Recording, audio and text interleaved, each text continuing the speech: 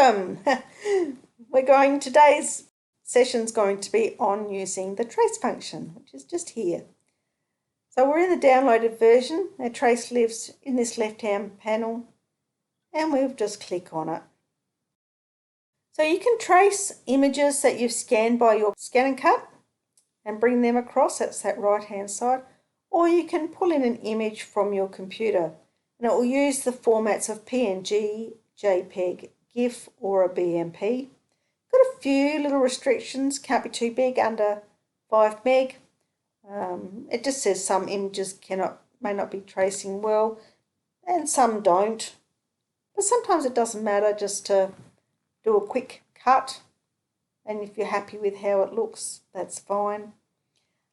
It needs to be more than 300 by 300 pixels. So the better the quality image that you use, doesn't have to be super huge, but the better quality the picture is, the better outcome your trace will be. And if it's got really tiny parts or pieces, sometimes it doesn't see all those little parts and pieces, but mostly it does a really good job. I really like the trace function. So we'll just click on that. Now, often when you save an image, it ends up in your download folder, which is where I am at the moment. So it may be a different location in your machine, but have a look in your download folder first. If you've just downloaded it, that's the most likely place. And this is the image we're going to use, two little birds. So you can see the file in there. We'll go open. And here it is, it's brought it into image tracing.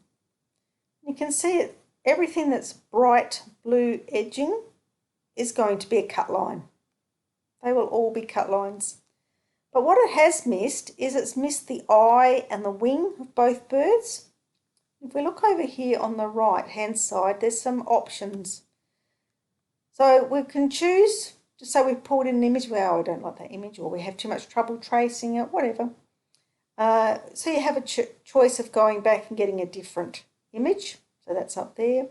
You've got a choice of pasting the image on the drawing area, which is just talking about this mat in the scan and cut. So what it does is it just does a copy of that image, and it is only a picture. It still is only a picture. You can't do anything with it. It just sits on the mat. The advantages of putting it onto your mat might be if it's got a lot of colours that you need to keep track of or work out or design around or make additions to, or there is reasons why you would bring it in. But in this instance, this is looking pretty good anyway. We won't bring that picture in.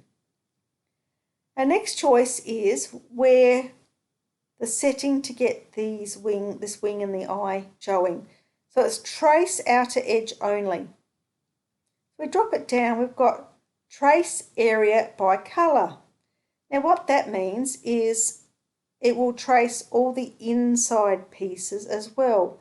So earlier lesson we had the scanning lesson when we were scanning on our machine, and we had the choice of the icon that just went around the shape and nothing on the inside, or a choice of an icon with all the pieces on the inside. That's pretty much the difference between these two as well. This will trace just the outside and this will trace all the inside pieces. So we'll click on this, and we haven't got too many inside pieces, but you can see straight away that the few that we have now got that bright blue line around them as well. You can see the crop size, which is just the size of the image. And you can also choose the number of colours. Now you can increase that if you wish. So you can go up, makes little bingy noises every now and then. So you can go up, or the fact that this is just a black and white image, we will get a much better image, I think, if we just choose 2. So play around with those settings though, depending on what image you're trying to trace, it will make a difference. Much the same as in the scanning on your machine. If you play with the level of colours, sometimes that makes a difference to how well it will scan as well. So this one we've just chosen 2. Include background outline, so that's this one here. We don't really want that there. And you've also got a choice of zooming out or zooming in. But I'm pretty happy with how that's looking. Doesn't look like anything specifically is of a concern. If you had a bit finer pattern, you might want to zoom in to see if there was any pieces missed. And we're just going to go OK and bring it in on the mat. And here it is. It's done a pretty good job. See the hearts there? We have a look in the layers panel. We can see those shapes here on the right. There's the outline of the bird, some extra shapes. Now we can see these are separate pieces. You can see them highlighting on the right. They're all separate little pieces. So we can actually use these pieces. If you slide them away, we can cut that shape out and place it somewhere, or we can just delete it if we don't want it. Same with this piece here, it'll just move out the way. And that one. And that they are still cut lines right there. Just the same. So we can either delete those or use them as cut out pieces. We've got the choice. Now if we wanted to use them as cut out pieces and build your card up, or whatever your design is up, so this might be a piece of vinyl and you want the eye to be a different colour, and so you might layer your vinyl.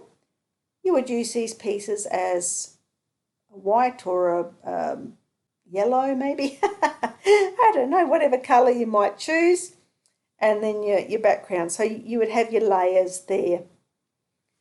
But if you're doing a card, unless you were putting a background and you wanted it to show through this area, you might want to place those so they sit on top and layer up. You might even want to put some foam padded tape under there just to give it a bit of a 3D effect. But you've got the cutout there. So if you go like this, you'll sometimes find that it won't weld. Catching it then.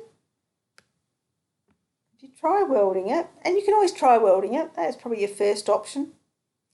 I think you'll find this one won't weld. Nothing happens. And you can also try dividing and then welding. Sometimes that works. This one's not going to do that.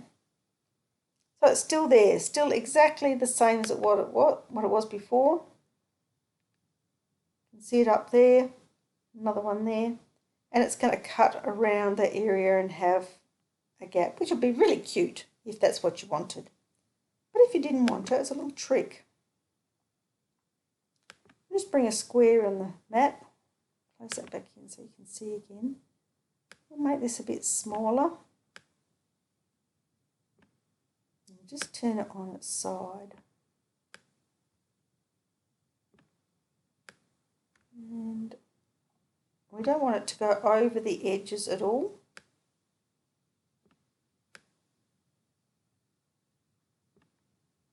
Just fiddle with it so it covers the shape and doesn't go on the outside edge. You didn't have to use this shape. You could use a round or a slightly bit different shape.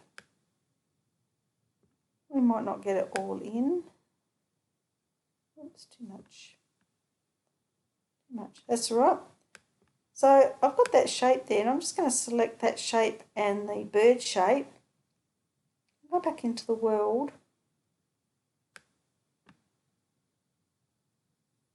And you've got your pieces gone. So that will cut out of the solid. I've still got a piece there.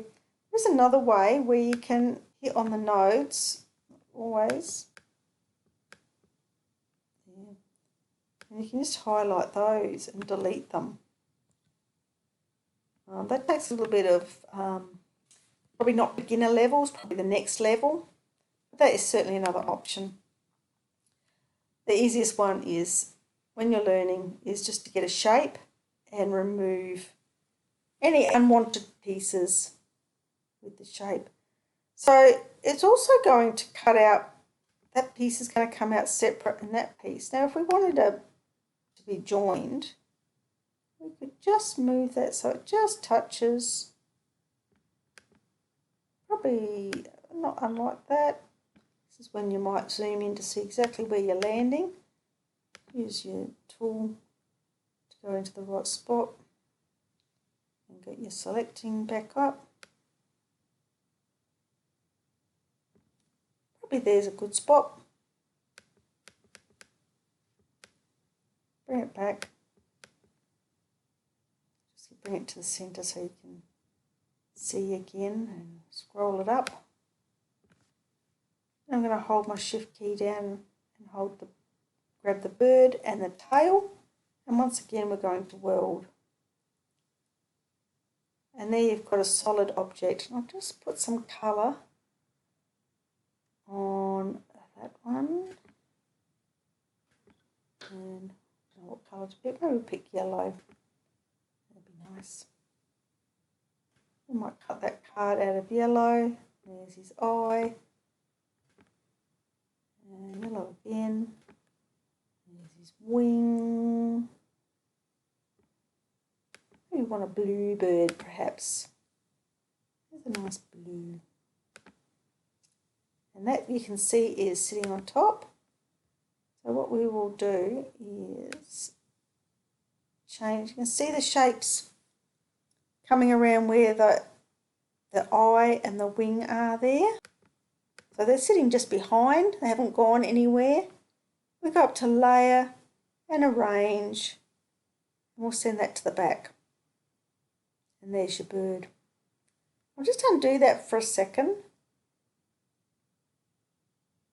So I want you to see, watch on the right here.